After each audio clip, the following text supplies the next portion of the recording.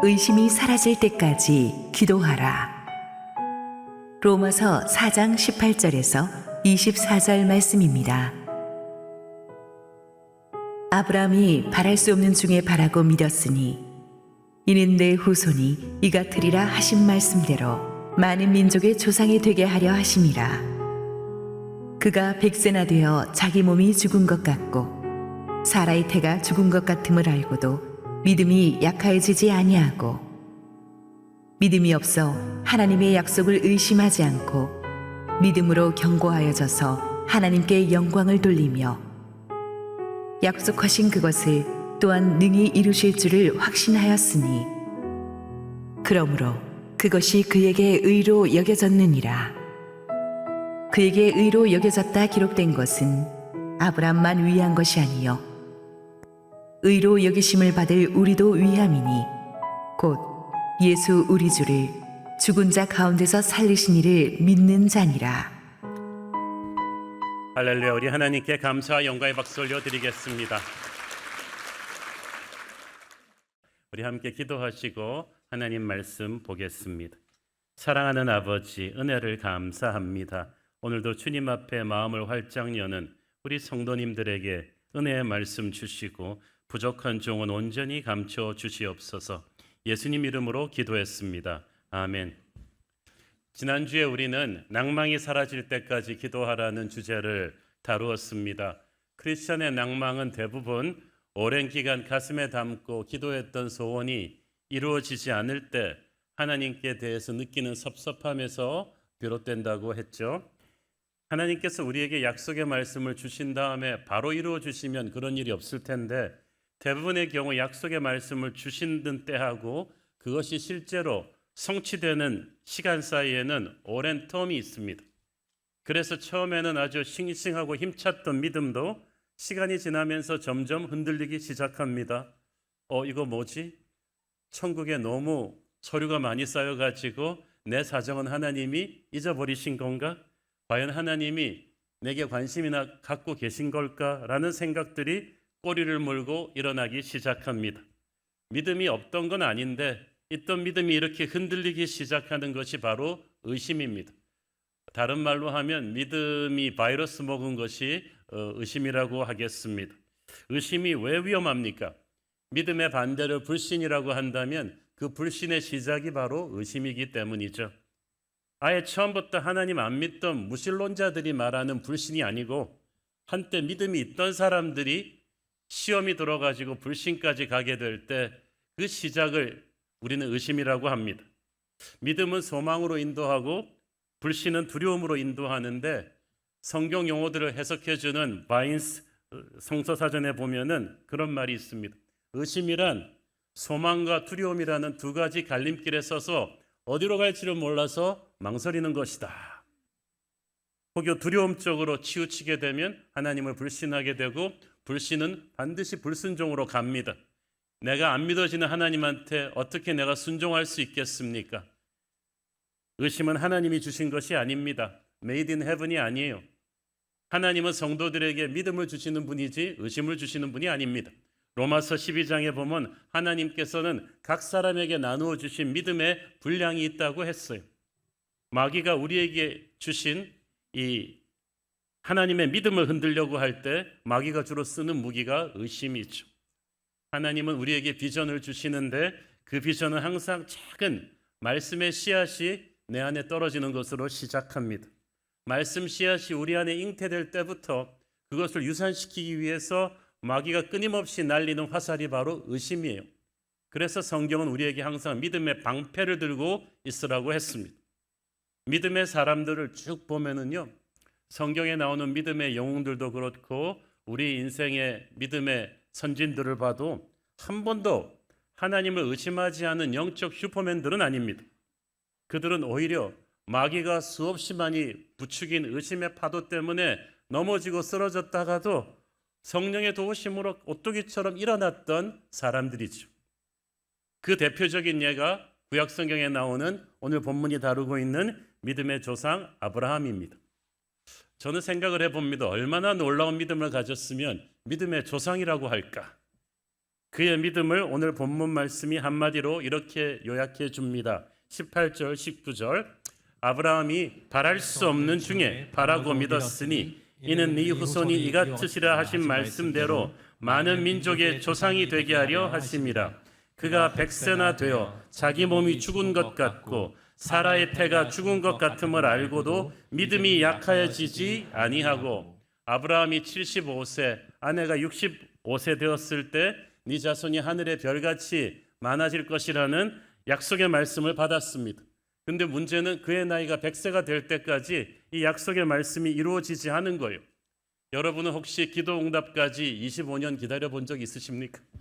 25년은커녕 한 2년 반만 기다리라 그래도 우리는 어쩔 줄을 모를 거예요. 상식적으로 이제는 아기를 갖기 불가능한 나이가 되었는데 그의 믿음이 흔들리지 않았다는 거예요. 18절 말씀에 그가 바랄 수 없는 중에 바라고 믿었다. 영어 성경에 보니까 against all hopes, 모든 소망이 사라졌을 때 he believed, 그는 아직도 하나님을 믿었다고 했어요.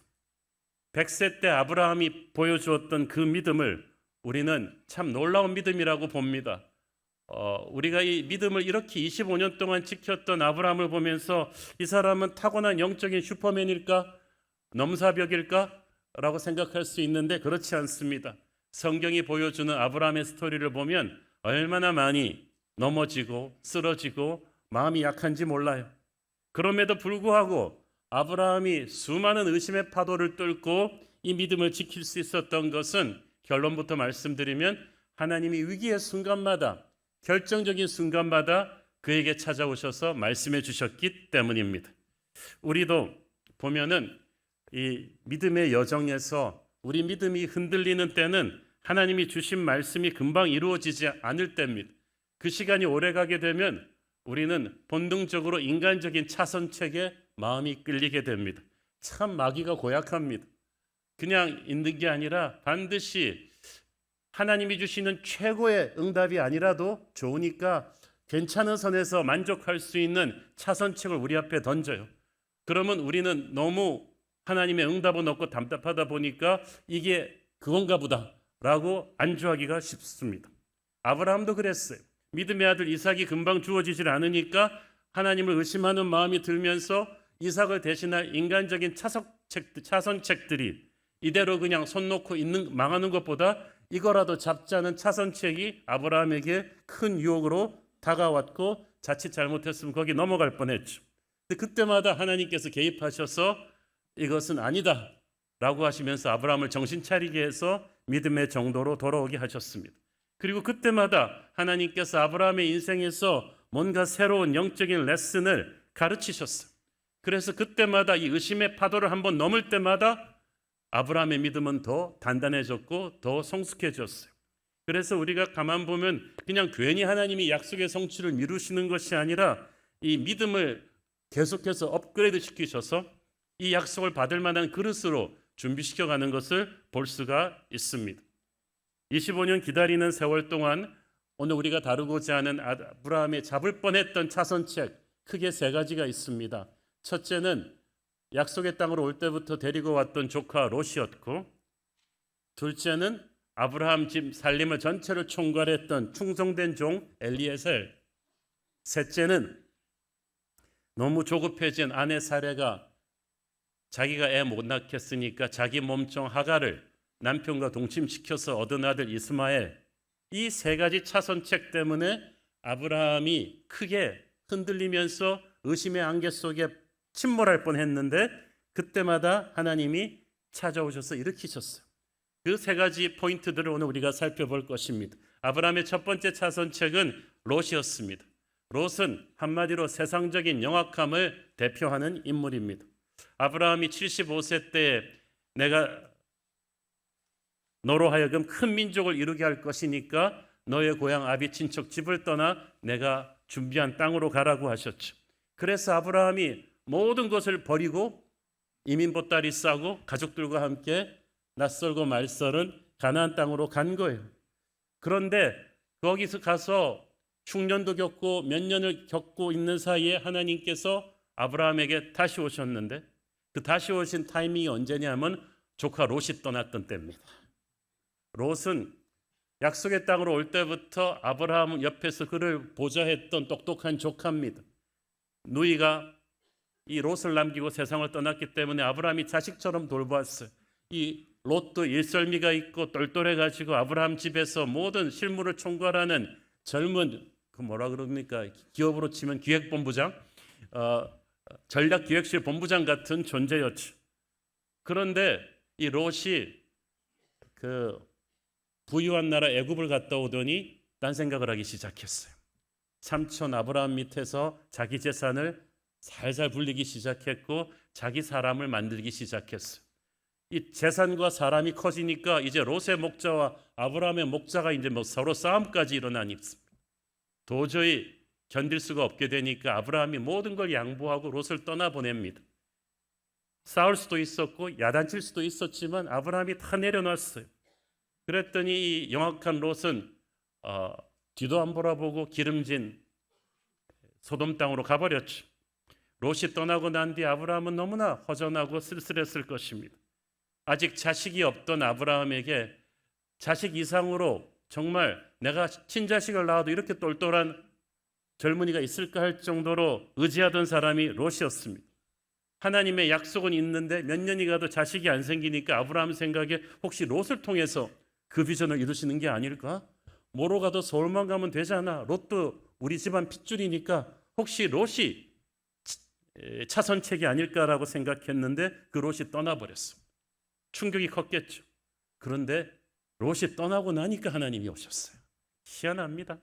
창세기 13장 14절 16절 롯이 아브라함을 떠난 후에 여호와께서 아브라함에게 이르시되 너는 눈을 들어 너 있는 곳에서 북쪽과 남쪽과 그리고 동쪽과 서쪽을 바라보라. 보이는 땅은 내가 너와 네 자손에게 주리니 영원히 이르리라. 내가 네 자손이 땅의 티끝 같게 하리니 사람의 땅의 티끝을 능히 셀 수 있을진데 네 자손도 세리라. 동쪽, 서쪽, 남쪽, 북쪽을 보라는 말은 무슨 뜻이에요? 천하를 다 내게 줄 것이다. 롯이 욕심부리고 떠났던 그 땅까지 포함해서 결국은 다 너의 땅이 될 것이다. 그러니까 하나님께서 롯과 싸우지 않고 롯을 떠나보낸 아브라함을 격려하시고 칭찬하시는 것입니다. 그리고 두 사람의 운명을 미리 말씀해 주신 거예요. 롯이 욕심을 부렸지만 그게 자기 거 되지 않는다. 욕심을 내려놓아라. 롯 같은 존재들한테 화내지 말고 축복하고 떠나보내면 하늘의 축복이 너에게 올 것이다. 우리도 마찬가지입니다. 축복은 욕심 부리는 자에게 오는 것이 아니라 믿는 자에게 온다는 것을 믿으십시오. 아브라함은 이기적인 롯에게 배신감 느꼈을지도 모르겠습니다. 그러나 어차피 롯은 이삭을 대신할 대안이 아닙니다. 그것은 세상이 마귀가 불어넣은 생각이죠. 롯이 대안일 수도 있어. 아니에요. 롯은 세상적인 영악함입니다. 효율과 이 이익을 중시하는 황금 만능주의의 아이콘입니다. 이 롯 같은 사람을 의지하게 되면 아브라함은 믿음의 조상이 될 수가 없었을 거예요. 의심이 커지고 믿음이 더욱 흔들릴 것입니다. 그래서 하나님이 롯을 빼시면서 아브라함에게 세상의 황금 만능주의를 의지하는 마음을, 세상적인 영악함을 의지하는 마음을 버리라 그러신 거죠. 그래야 하나님의 축복을 경영할 수 있는 그런 사람이 될 것이다. 그래서 아브라함의 믿음은 롯이 떠나고 나서 업그레이드 되었어요. 롯이 떠난 허전함을 하나님의 말씀의 임재가 채워주었습니다. 우리도 그럴 것입니다. 여러분이 믿음의 여정에서 정말 하나님의 축복을 받는 과정에서 인간적인 롯을 잃어버리고 떠나고 그럴 때가 올 거예요. 그러나 실망하지 마시고 그 허전함 속에 여러분의 우상이 떨어져 나간다고 생각하시고 하나님의 은혜가 더욱 여러분을 단단하게 메꿔줄 것입니다. 아브라함의 두 번째 차선책은 엘리에셀입니다. 하나님이 그 뒤로 몇 년이 더 흘러서 아브라함이 이제 85세가 되었어요. 75세 때 첫 번째 약속의 말씀을 받았는데 이제 10년이 흐른 거예요. 아브라함을 버리고 떠났던 롯은 나를 버리고 떠난 님은 심리도 못 가서 발병이 났어. 그 좋았던 롯이 떠났던 그 땅에 4개국 연합군이 급습을 해가지고 나라가 거의 망해버렸어요. 롯도 집도 불타고 재산도 다 잃고 자기도 포로로 끌려간 거죠. 착한 아브라함은 그래도 그 얄미운 롯이 조카라고 자기 집에서 기른 사병들을 거느리고 밤을 도와 그 연합군을 추격해가지고 그 군대를 급습해서 승리했어. 많은 전리품과 롯까지 생명까지 구해서 돌아온 그 당시 고대 중동에서 소문이 쫙게 난 전설적인 승리의 주인공이 되었습니다. 근데 문제는 그 다음부터 4개국 연합군이 급습을 당하긴 했지만 어마어마한 병력이 아직 남았기 때문에 이제 아브라함한테 보복할 거란 말이죠. 그 아브라함은 이제 두려워진 거예요. 그 두려움이 증폭된 것은 자식이 없었기 때문입니다. 고대 중동에서 자식은 장사의 수중의 화살입니다. 자식이 있어야 후계가 있으니까 심리적으로 편안해지고 자식이 많아야 주변 부족들과 정략 결혼을 시켜가지고 혼인 동맹을 통해서 자기를 지켜나가는 게 고대 세계의 그 자기 방어 전략 기본이었어요. 그런데 아브라함은 그걸 할 수가 없는 거예요. 자식이 없으니까. 피부치라고는 배신자 롯밖에 없는데 이미 떠났고 어찌 불안하지 않겠습니까? 그때 하나님께서 또 나타나셨어요. 여러분, 하나님이 우리에게 언제 나타나시는가가 굉장히 중요합니다. 같은 말씀을 하셔도 하나님은 우리 인생에 뭔가가 무너져 내렸을 때 인생의 폭풍 속에서 말씀하세요. 그런데 폭풍 속에서 말씀하시는데 희한하게 편안할 때 하시는 말씀보다 더 잘 들려요. 우리가 그렇기 때문이죠. 우리가 이렇게 못돼가지고 평소에도 하나님은 말씀하시는데 내 힘으로 살 수 있을 때는 그 말씀이 잘 안 들려요. 내 인생에 뭔가 폭풍이 오고 무너져 내릴 때 하나님의 임재가 옵니다. 두 번째 하나님의 격려가 오는데 15장 1절 이후에 여호와의 말씀이 환상 중에 아브라함에게 임하여 이르시되 아브라함아 두려워하지 말라. 나는 너의 방패요 너의 지극히 큰 상급이니라. 얼마나 멋있는 말씀이에요. 하나님이 너의 방패가 되실 것이고 너의 상급이 되어 주실 것이다. 이런 멋있는 말씀을 하셨으면 우리는 엎드려 찬양과 경배를 해야 될 텐데 그 위대한 말씀에 대해서 아브라함의 반응은 의외로 썰렁합니다. 하는 말을 보세요. 15장 2절 아브라함이 이르되 주 여호와여 무엇을 내게 주시려 하나이까? 나는 자식이 없사오니 나의 상속자는 이 다메섹 사람 엘리에셀이니이다. 딱 말투를 봐서 완전히 김 빼버리는 말씀이에요. 하나님은 위대하게 나는 너의 방패가 될 거야. 나는 너의 지극히 큰 상급이 될 거야. 그랬는데 아브라함 다 좋은데 자식 문제 어떻게 하실 거예요? 여러분도 설교 때 가끔 그런 거 있으시죠? 목사님이 구구절절히 옳은 말씀만 하시는데 나는 뭐 그러고 듣고 있어. 왜냐하면 지금 현실의 문제가 여러분 안 풀리는 게 딱 있단 말이죠. 자식 문제가 아직 안 풀렸는데 큰 민족은커녕 한 해도 안 생기는데 10년이 지나도록 그 응답을 안 해주시고 나서 하나님이 나는 너의 방패가 될 거예요. 그러니까 와닿지를 않는 거지. 그래서 아주 애리투드가 안 좋아져서 근데 자식 문제 어떻게 하실 거예요? 나 상속자 그럼 엘리에셀 해요? 왜 그 얘기를 하냐 하면 당시 고대 사회에서는 자식이 없는 사람은 충실한 종을 양자로 삼아가지고 재산을 양도해주고 자기의 이름을 물려주면서 노후의 삶을 의탁하는 관습이 있었습니다. 지금 아브라함은 그 서글픈 옵션을 하나님께 말씀드리고 있는 거죠. 지난번에는 혹시 조카 롯이 아닐까 그랬다가 이번에는 엘리에셀 아닙니까? 너무 현실에 대한 두려움이 커졌어요. 너무 오래 응답이 없어요. 그래서 자신감을 잃고 차선책에 안주하려고 한 거예요. 3절 아브라함이 또 이르되 주께서 내게 씨를 주지 아니하셨으니 내 집에서 길린 자가 내 상속자가 될 것이니이다. 아브라함은 은근히 삐졌다는 것을 하나님한테 말씀드리고 하나님이 안 주셔서 이렇게 됐단 말이죠. 나도 이렇게 살고 싶지 않았어요. 내가 엘리에셀 진짜로 상속인으로 삼고 싶겠습니까? 하나님이 안 주시니까 할 수 없이 이거라도 해야죠. 여러분도 그럴 때 있죠. 하나님에게 속으로 섭섭했던 아브라함은 마음에도 없는 차선책 얘기를 하는 거예요. 그런데 하나님이 아주 명쾌하게 말씀하십니다. 4절 여호와의 말씀이 그에게 임하여 이르시되 그 사람이 네 상속자가 아니라 네 몸에서 날 자가 네 상속자가 되리라 하시고 새로운 말은 아니에요. 이전에 주셨던 말씀인데 하나님께서 다시 재확인시키시는 거예요. 우리의 시간에 이루어지지 않을 뿐이지 너에게 준 약속은 변하지 않았다. 그러니까 말도 안 되는 차선책 가지고 투정거리지 말라. 그게 답이 아니라는 것은 너도 알고 나도 알지 않느냐라고 하나님께서 말씀하십니다. 여러분도 아브라함의 입장에서 그 말씀을 들으세요. 여러분이 지금 붙잡으려 하는 차선책이 답이 아닌 거는 여러분도 알고 하나님도 알아요. 알면서 그러는 건 여러분이 지금 기다리다 지쳐서 그런 거죠. 두려워서 그러는 거죠. 내 살 날은 얼마 남지 않은 것 같은데, 내게 시간은 얼마 없는 것 같은데 왜 이렇게 이루어지는 게 더디냐? 그 속상한 마음을 하나님이 아십니다. 잠언 13장 12절 소망이 더디 이루어지면 그것이 마음을 상하게 하거니와 소원이 이루어지는 것은 곧 생명나무니라. 혹시 여러분 중에 아브라함처럼 겉에 보이는 어떤 일에서는 성공을 했지만 뒤에 남모르는 내 뒷마당에서는 이 해결되지 않은 힘든 문제 때문에 속상하고 두려운 분이 있습니까? 사업은 잘 되고 있는데 속썩이는 아들 때문에 남몰래 마음고생하는 부모들을 본 적이 있습니다. 자식 사업 얘기, 정치 얘기할 때는 자신만만하다가 재산 얘기할 때는 자신만만하다가 자식 얘기만 나오면 그냥 고개를 폭 떨어뜨려 버리고 전쟁은 이겼는데 가장 갈망하는 자식은 생기지 않아서 사람들의 축하 소리 때문에 들으면서도 마음 한구석이 쓸쓸한 아브라함. 가장 원하는 현실의 문제는 풀리지 않는데 하나님의 위대한 말씀만 계속 들려올 때 그러고 있는 여러분의 마음.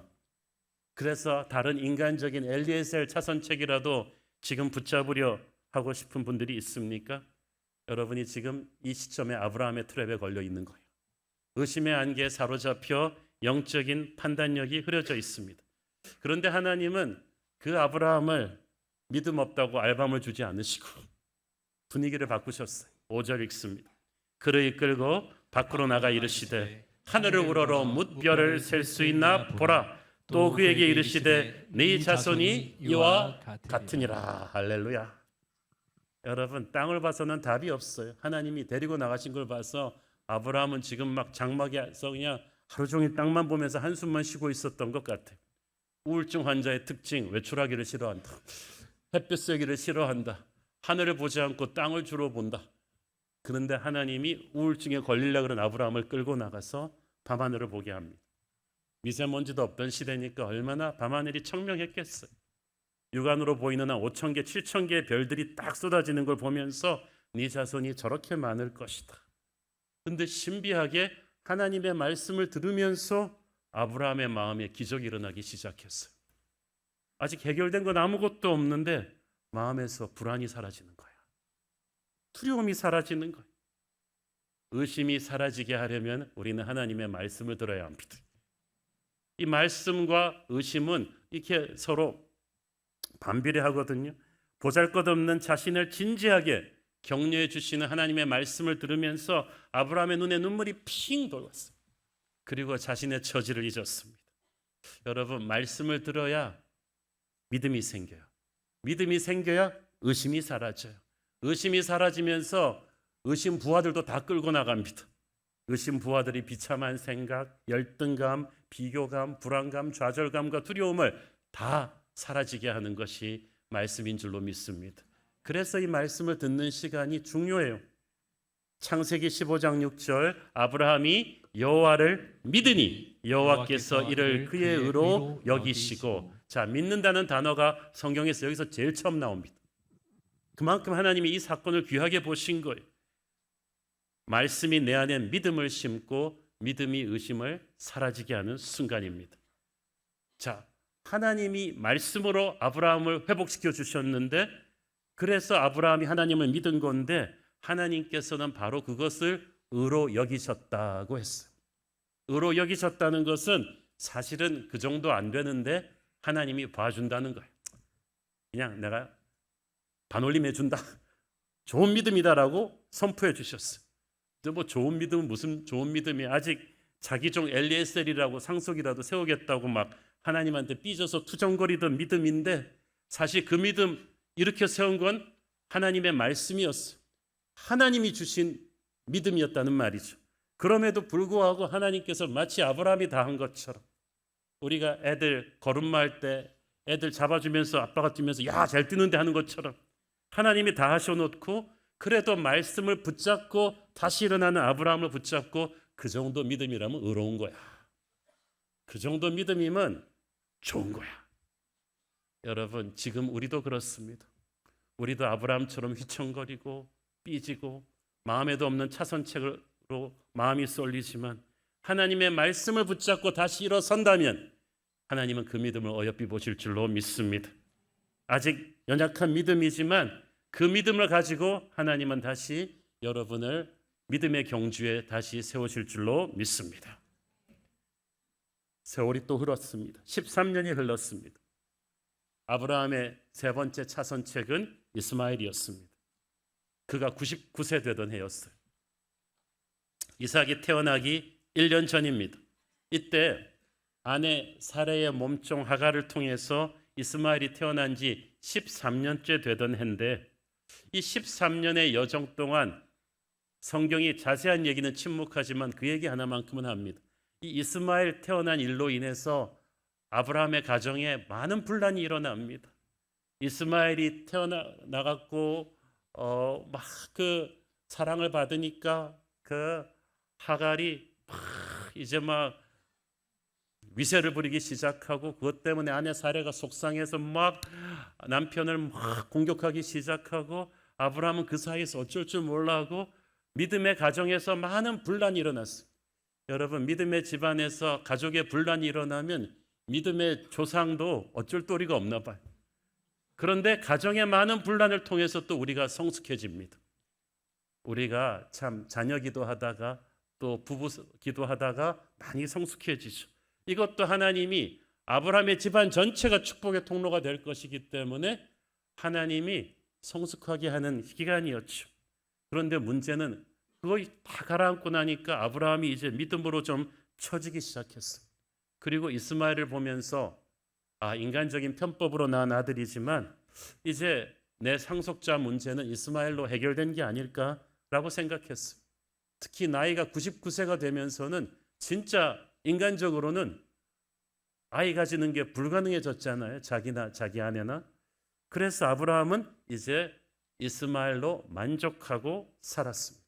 이제 믿음이 체념 상태, 영적 동면 상태로 들어간 버린 거. 이건 정말 위험합니다. 지난번 엘리에셀 때는 그래도 하나님한테 삐져가지고 투덜거리기도 하고 두려움과 불안과 싸우는 그런 거라도 있었는데 이제 이렇게 되고 나니까 아브라함은 이제 의심의 최악의 단계인 체념 상태로 가버렸어요. 어떤 새로운 일도 이제 일어나진 않을 거다. 나는 이제 나이가 많이 들었다. 하나님께서 내게 새로운 역사를 일으키실 일은 이제 얼마 남지 않았다. 내가 살면 얼마나 더 살겠느냐. 이렇게 아브라함의 믿음이 개점휴업한 상태로 갔는데 이때 하나님이 또 오셨어요.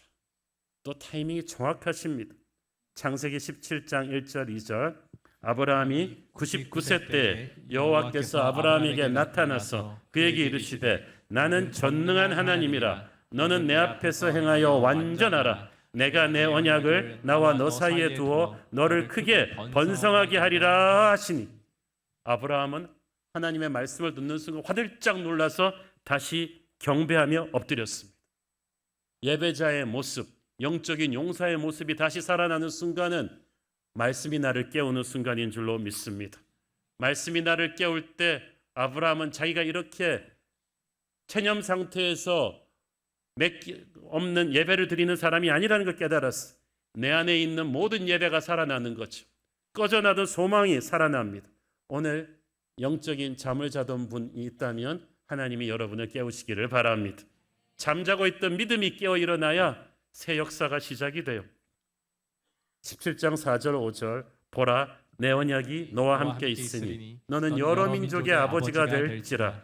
이제후로는 네 이름을 아브라함이라 하지 아니하고 아브라함이라 하리니 이는 내가 너를 여러 민족의 아버지가 되게 함이니라. 새로운 말씀은 아니에요.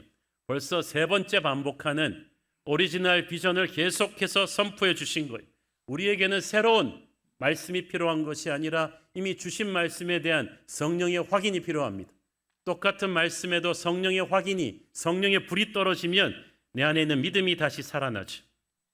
아브라함의 믿음의 여정 25년 동안 그랬던 것처럼 우리가 의심의 파도에 흔들려 넘어질 때마다 하나님께서 다시 찾아오셔서 믿음의 확인을 해주십니다.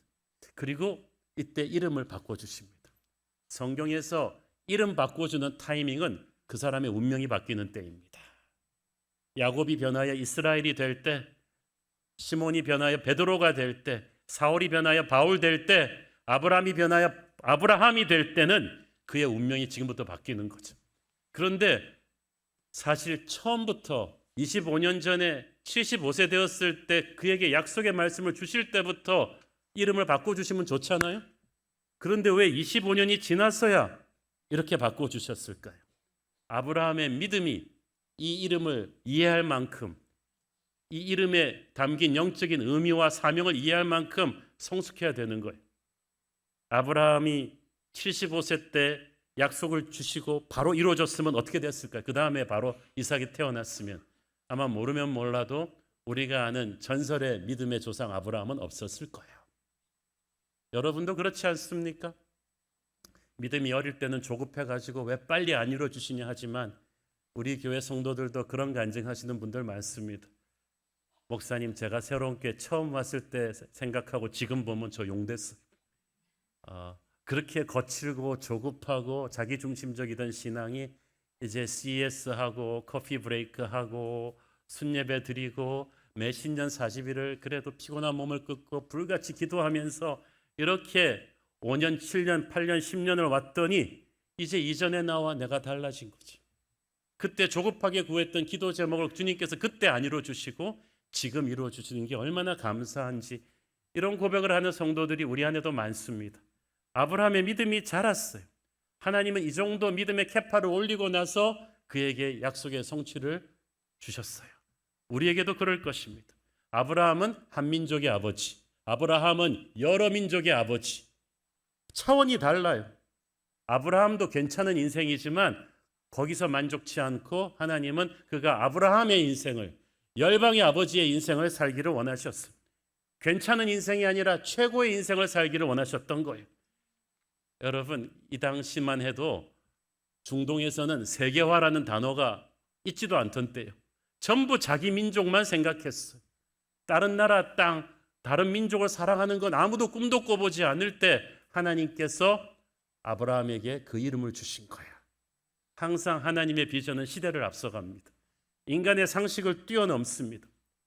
하나님께서 아브라함에게 이삭을 태어나게 하시는 것은 그가 단순히 불임이던 그가 자식 하나 늙음하게 낳아가지고 잘 먹고 잘 살라고 하는 게 아니에요. 하늘의 땅과 별과 같이 많아질 그의 후손들 중에는 훗날 다윗 왕도 있고 우리 구세주 예수 그리스도도 있고 그 그리스도의 이름을 믿음으로 말미암아 구원받을 모든 백성과 족속과 방언, 우리들의 이름까지 거기 다 있는 거지. 이제는 한 가문만이 아닌 구원받을 세계 열방을 품는 그 믿음의 사람들의 시작이 바로 아브라함이다. 아브라함은 상상도 못했던 축복의 통로가 자신이었던 거예요. 여러분의 인생을 향한 여러분의 그 어떤 야망도 여러분을 향한 하나님의 비전과 비길 수는 없습니다. 하나님을 의심하지 마십시오. 그저 우리 인생을 향해서 우리가 가진 그 어떤 꿈보다 하나님의 꿈이 극하게 크기 때문에 우리는 적당한 선에서 자꾸 주저앉으려 하면 안 돼요. 너는 아브라함이 아니다. 너는 아브라함이다. 너는 한민족의 아버지가 아니라 열방의 아버지다. 괜찮은 인생이 아니라 최고의 인생을 살 거라고 말씀하셨어. 제가 그 CES를 처음 쓸 때만 해도 정말 우리 교회용으로만 쓰려고 그랬지, 그게 지금처럼 몽골에서, 중국에서, 인도네시아어로, 일본어로, 사방으로 번역돼 가지고 얼마나 빠르게 번져나가, 이걸 상상도 하지 못했어. 하나님께서는 우리가 생각하는 것보다 더 크고 더 놀랍게 저와 여러분을 사용하실 줄 믿습니다. 하나님께서는 괜히 25년을 기다려서 이 약속을 성취시킨 게 아니에요. 하나님께서는 이 아브라함의 비전을 받을 만한 영적인 캐파가 있는 그릇으로 아브라함의 믿음을 준비시키고 계셨던 거죠. 아브라함이 25년 동안 흔들리려 할 때마다 이 믿음을 유지할 수 있었던 것은 그 힘은 예배의 제단이었어요. 약속의 땅에 왔을 때 하나님이 처음 아브라함에게 말씀하셨을 때 아브라함이 중요한 일을 시작합니다. 창세기 12장 7절 8절을 보십시오. 여호와께서 아브라함에게 나타나 이르시되 내가 이 땅은 네 자손에게 주리라 하신지라. 자기에게 나타나신 여호와께서 그가 그곳에서 제단을 쌓고 거기서 베델 동쪽 산으로 옮겨 장막을 치니 서쪽은 베델이요 동쪽은 아이라. 그가 그곳에서 여호와께 제단을 쌓고 여호와의 이름을 부르더니. 자, 약속의 땅에서 아브라함의 삶을 이 두 단어로 표현하는데 하나는 장막이고 하나는 제단이에요. 장막은 텐트예요. 장막은 우리가 세상에서 사는 집이고 일터입니다. 우리는 항상 장막은 옮기죠. 항상 걸어서 움직여야 되는 모바일 홈인데 우리가 나그네 같은 인생임을 뜻합니다. 우리가 새로운 곳에 이사가서 집으로 들어가면 새 장막을 세우는 거죠. 그 장막에서 옮기는 데도 있죠. 새로 학교에 전학 가거나 새로 비즈니스를 여는 것도 장막을 치는 것입니다. 그 사업을 닫으면 장막을 닫는 거죠. 우리가 이 땅에 살면서 수없이 많은 장막을 치고 거둘 텐데 그때마다 이게 잘하는 것일까라는 의심이 몰려올 것입니다. 이 의심을 이기고 승리할 수 있는 비결이 바로 예배의 제단이에요. 장막은 있는데 제단이 없으면 여러분은 영적인 기초가 없이 사는 거예요. 아브라함이 제단을 쌓고 거기서 여호와의 이름을 불렀다고 했어요. 이름을 불렀다는 말은 하나님을 찬양하고 하나님께 기도하고 하나님의 말씀을 들었다는 거죠. 쉽게 말하면 예배를 드렸다는 거예요. 성경에서 나오는 첫 번째 예배의 샘플이 바로 여기입니다. 아브라함은 이방인들의 땅에서 당당하게 하나님을 예배했습니다.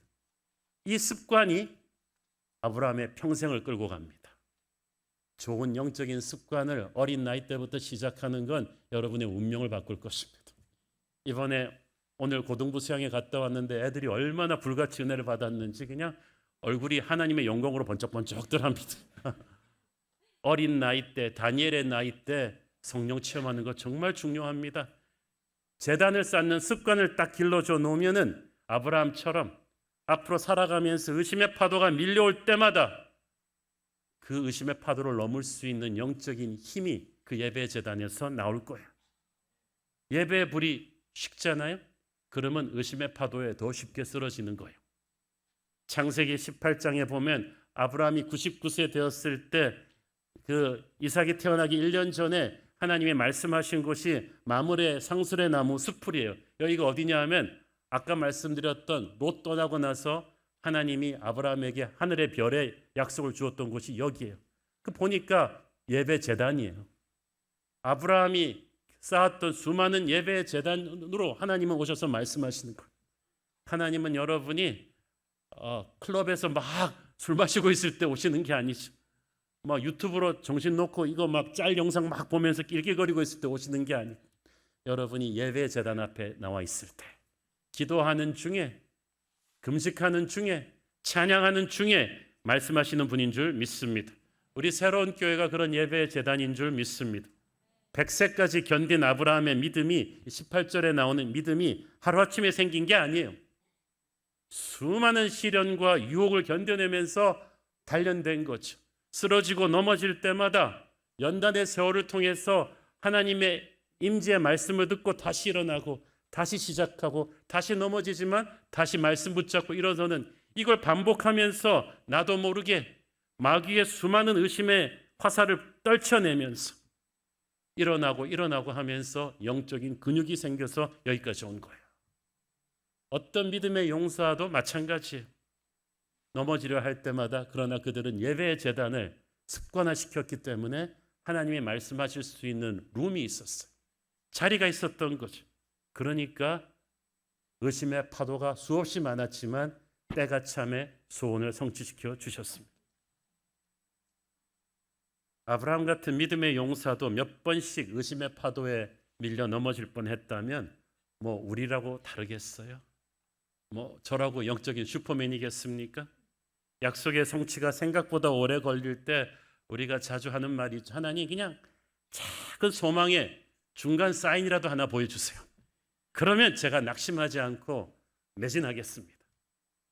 그러면 이렇게 말한 거 똑같아요. 여리고성 일주일 매일 돌다가 중간에 주님 3일째인데 어디 벽에 금이라도 좀 가게 해주세요. 벽돌 몇 개라도 좀 떨어뜨려 주세요. 그러면 제가 일주일 계속 가겠습니다. 하나님이 그렇게 해주신 적이 없어요. 120년 동안 기다리던 노아가 중간 한 70년쯤 됐을 때 하나님 그래도 구름이라도 좀 띄워주시고 보슬비라도 조금 내려주시면 제가 믿고 몇십 년 더 참겠습니다. 그런 적이 없잖아요. 그리고 눈에 보이는 기적들을 가지고 우리가 중간 이정표로 삼고 믿음이 굳어질 수 있다면 홍해가 갈라지는 것을 본 이스라엘 백성들은 구름기둥, 불기둥을 본 이스라엘 백성들은 왜 그랬을까요? 그 정도 기적 봤으면 완전 믿음의 이정표잖아요. 한 40년은 가야 되는데 3개월도 못 가요. 3주도 못 가요. 그러므로 여러분, 인간은 간사합니다. 눈으로 보이는 사인은 결코 우리의 믿음의 확인이 될 수가 없어요. 하나님의 말씀만이, 예배 중에 오시는 그분의 임재만이 우리의 믿음을 확실히 붙들어 줄 줄로 믿습니다. 그러므로 눈에 어떤 사인이 안 보여도 말씀을 붙들고 그냥 가야 돼요. 가장 확실한 소망의 시그널은 예배하는 우리에게 끊임없이 주시는 말씀입니다. 아브라함이 흔들릴 때마다 하나님은 눈에 보이는 사인이 아니라 말씀을 주셨어요. 우리도 그렇습니다. 우리가 예배의 자리를 타협해 놓지 않고 계속 지킨다면, 당장 불같은 응답은 없더라도 그 예배의 자리를 포기하지 않는다면 어느 순간 그분이 오실 거예요. 의심을 떨쳐주는 하늘의 임재가 어느 순간 여러분에게 들릴 줄로 믿습니다. 아브라함에게 약속의 성취가 이루어지죠. 17장 21절, 내 언약은 내가 내년 이 시기에 사라가 네게 낳을 이삭과 세우리라. 하나님이 드디어 시간을 찍어주셨어요. 믿음이 완전히 성숙해지니까 시간을 말씀해 주시는 거죠. 이제 1년 남았다. 이제는 D-Day가 왔다 하는 거죠. 그리고 하나님의 말씀이 1년 후에 정확하게 이루어집니다. 창세기 21장 1절 2절, 여호와께서 말씀하신 대로 사라를 돌보셨고 여호와께서 말씀하신 대로 사라에게 행하셨으므로 사라가 임신하고 하나님이 말씀하신 시기가 되어 노년의 아브라함에게 아들을 낳으니, 패턴이 있죠. 말씀하신 대로, 말씀하신 대로, 말씀하신 대로. 기적은 반드시 말씀을 타고 온다. 말씀을 사랑하지 않는 자에게 기적은 없습니다. 말씀을 소홀히 하는 자에게 기적은 없습니다. 예배의 제단은 말씀의 불이 계속 내려오는 것이고, 예배의 제단을 중간에 지쳐서 소홀히 한 사람은 이 기적을 체험할 수가 없어요. 그러므로 그분이 말씀을 주실 때 축복의 시작입니다. 하나님께서 여러분에게 말씀하셨습니까? 그러면 말씀대로 돌보실 것입니다. 여러분에게 말씀하셨다면 말씀대로 행하실 것입니다. 하나님은 상황에 따라 말씀을 바꾸시지 않습니다. 상황이 말씀에 따라 바뀔 것입니다. 그러므로 하나님의 말씀이 올해, 내년에 이삭이 태어날 거라고 했던 하나님의 말씀이 오늘 저와 여러분에게 그대로 임하기를 축원합니다. 이제 지리한 기다림의 광야가 아니라 소망의 이삭이 태어나는 축복을 주시옵소서. 상륙의 아침을 주시옵소서. 거룩한 소망을 가진 자들이 일어나서 그 수많은 의심의 파도를 거치면서 예배의 자리를, 기도의 자리를 포기하지 않은 모든 성도들에게 이삭이 태어날 순간이 오래 오기를 축원합니다. 기도하겠습니다. 주님 은혜를 감사합니다. 믿음의 조상 아브라함도 그러했는데 우리는 얼마나 많이 의심에 흔들리고 불안해서 차선책을 바라보면서 엘리에셀을 붙잡으려 하고 롯을 붙잡으려 하고 이스마엘로 안주하려 했습니까? 우리를 흔들어 깨우시며 비전을 타협치 않게 하시는 하나님을 찬양합니다. 반드시 말씀 붙들고 다시 일어나서 의심의 파도를 딛고 일어나 승리하게 하여 주옵소서. 예수님 이름으로 기도했습니다. 아멘.